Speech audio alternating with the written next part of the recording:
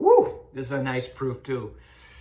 Verify that tangent of the fourth x equals tangent squared x secant squared x minus tangent squared x.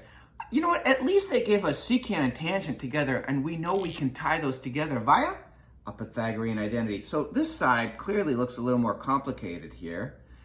So this is equal to, I'm making statements of equality. Well, one thing I can see that I can do, got to do something, I certainly could factor out, do some algebra here, factor out the tangent x. If I pull the tangent, sorry, it's tangent squared x. If I pull that out, I'm left with secant squared x minus 1, which is equal to, well, golly, maybe in an aside over here, I write some notes. It's a little bit cramped here, right?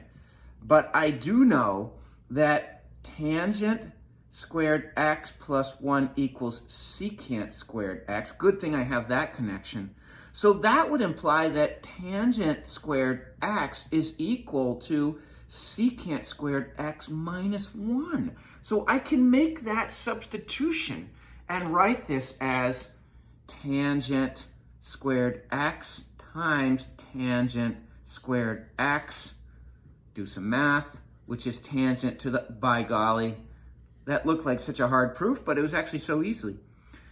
If you're going left-hand side to right-hand side, I'm sorry, I've got that backwards. If you're going right-hand side to left-hand side, then read the proof down. If you wanted to start at the, what looked to be the more simple side, then you can read this up. My question to you is, would you recognize that tangent to the fourth is tangent squared times tangent squared? And then recognize that tangent squared is secant squared minus 1, and then that you could distribute that out. So this one looks like it's not really that hard either to go from right-hand side to left-hand side or left-hand side to the right-hand side.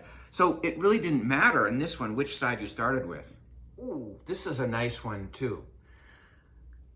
Prove this. Verify the trig identity. Sine cubed x cosine of the fourth x equals, in parentheses, cosine of the fourth x minus cosine of 6x times sine x.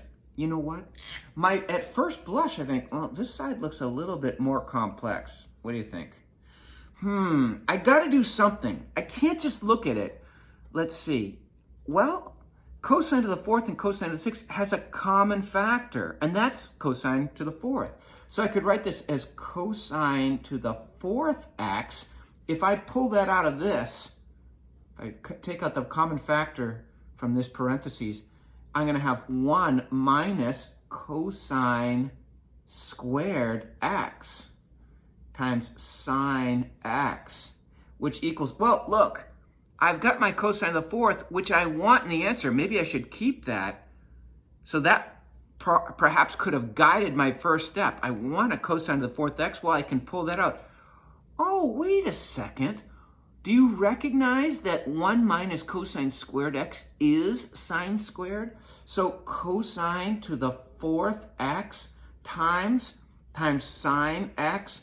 And here, this is sine squared x. We know, if I had more room for my notes, I'd say, well, I know that sine squared x plus cosine squared x equals 1. Do you see the advantage of knowing these backwards, forwards, inside out? You can recognize and it will guide your steps.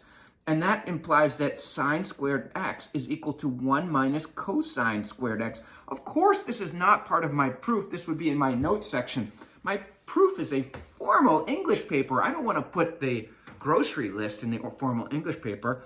Now this allows me to say cosine to the fourth x, sine squared times sine is sine cubed x.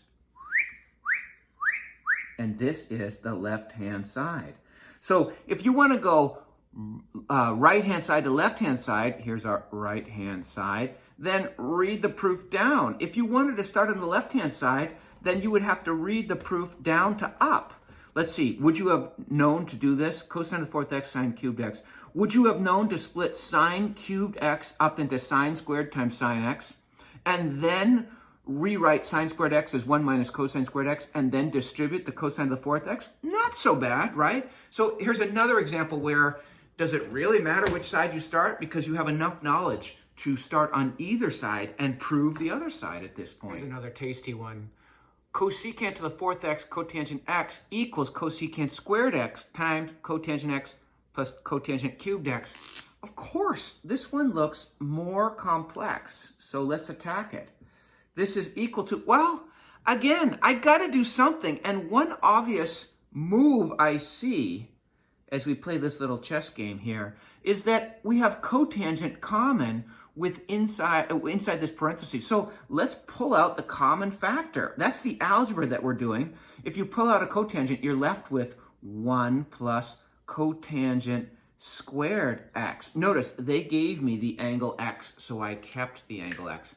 I'm sorry, I would put this over in my notes section. I have a connection between cotangent and cosecant. I know that 1 plus cotangent squared x equals cosecant squared x.